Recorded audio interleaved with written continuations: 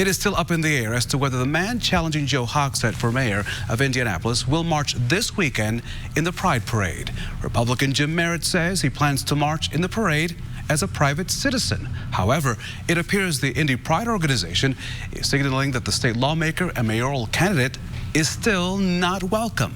This began over the weekend with a report in Adam Wren's political newsletter called The Importantville, saying that Merritt would be in the parade. Indy Pride then announced that Merritt was not invited due to his votes in the legislature against same-sex marriage and for the Religious Freedom Restoration Act. Merritt released a statement today saying that Indy Pride approved his plan to walk in the parade as a private citizen and not as a candidate for mayor. Today, Indy Pride put out another statement saying that if a group chooses to invite Mr. Merritt to walk with them, that is their choice.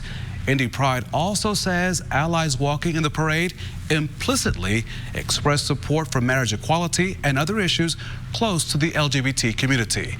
The group says if Mr. Merritt walks as planned, it is our hope that he expresses his change in beliefs publicly and specifically.